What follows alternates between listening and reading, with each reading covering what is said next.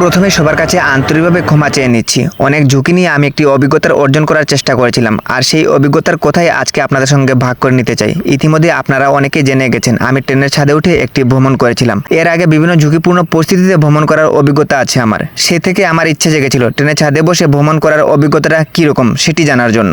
প্রথমে ট্রেনে উঠে কিছুক্ষণ দ্বিধায় ছিলাম, উঠবো কি উঠবো না। শেষ পর্যন্ত সেই ভুল সিদ্ধান্তই নিয়েছিলাম। শুরুতে বিষয়টা কিছুটা রোমাঞ্চকর মনে হলেও সময় যত গড়িয়েছে তত বুঝতে পেরেছি আমি কত ঝুঁকির মধ্যে ছিলাম। বিশেষ করে লাউচড়া বনের ভেতর দিয়ে যাওয়ার সময় যখন গাছের ডালপালা খুব কাছ দিয়ে আসছিল তখন উপলব্ধি করছিলাম যে একটা ছোট ভুল ভয়াবহ দুর্ঘটনার কারণ হতে পারত। ট্রেনের ছাদ থেকে পড়ে যাওয়া, গাছের ডালে আঘাত পাওয়া কিংবা আরো বড় ধরনের দুর্ঘটনার আশঙ্কা সবসময়ই ছিল।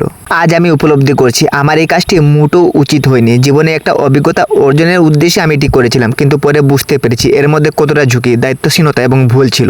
সবচেয়ে গুরুত্বপূর্ণ বিষয় হলো ট্রেনের ছাদে ভ্রমণ করা আইনগত নিষিদ্ধ এবং এটি নিজের ও অন্যের জীবনের জন্য অত্যন্ত বিপজ্জনক।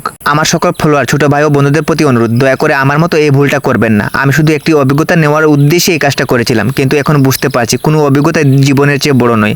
আপনার পরিবার, প্রিয়জন এবং আপনাকে ভালোবাসার মানুষগুলোর কথা একবার ভাবুন। সামান্য রোমাঞ্চকের জন্য নিজের জীবনের ঝুঁকির মুখে ফেলা কখনো বুদ্ধিমানের কাজ নয়। আমার এই ভুল থেকে যদি একজন মানুষের শিক্ষা নিতে পারে এবং ভবিষ্যতে এমন ঝুঁকিপূর্ণ কাজ থেকে বিরত থাকে, তাহলে সেটাই হবে আমার জীবনের সবচেয়ে বড় প্রাপ্তি। আবার সবার কাছে আন্তরিকভাবে ক্ষমা প্রার্থনা করছি এবং আপনাদের ভালোবাসা, পরামর্শ ও সতর্কতার জন্য হৃদয় গভীর থেকে কৃতজ্ঞতা জানাচ্ছি।